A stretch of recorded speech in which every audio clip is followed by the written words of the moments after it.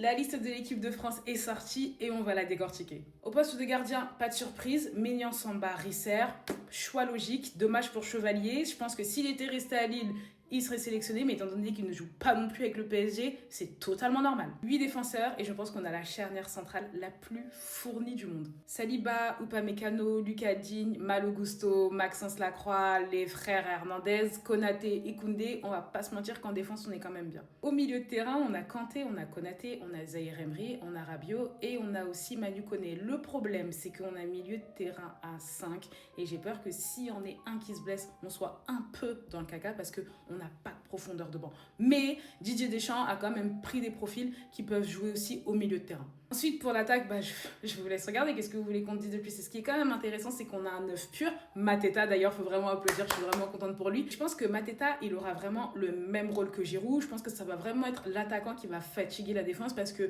là, dans le lot de nos attaquants, c'est quand même le seul 9 pur. C'est vrai qu'on peut dire qu'il y a quand même un certain déséquilibre entre la défense, le milieu et l'attaque. Et c'est vrai qu'avec 5 milieux, c'est sûr qu'on jouera que en 4-2-3-1. Donc après, oui, les milieux de terrain auront un gros travail à faire. Mais ce qui est hyper intéressant avec cette équipe de l'équipe de France, c'est qu'on a des joueurs qui sont devenus hyper polyvalents en club. Et si vous regardez bien, à tous les postes, il y a une doublure et ça va être quand même très important pour l'état physique de nos joueurs. On a des absences qui choquent mais qui sont totalement logiques, c'est celle de Camavinga et celle de Kolo Muani. Sportivement, Camavinga, il est vraiment dans une mauvaise passe avec le Real Madrid et c'est pareil pour Kolo Muani avec Tottenham. Je trouve qu'on a quand même une liste du mérite. Pour moi, il n'y a aucun joueur qui a volé sa place. Après, oui, effectivement, c'est dommage pour Udol, pour Tolisso, pour Thauvin, mais les places en équipe de France coûtent très très cher. Donnez-moi votre avis sur cette liste, qui mérite d'y être et qui ne mérite pas d'y être.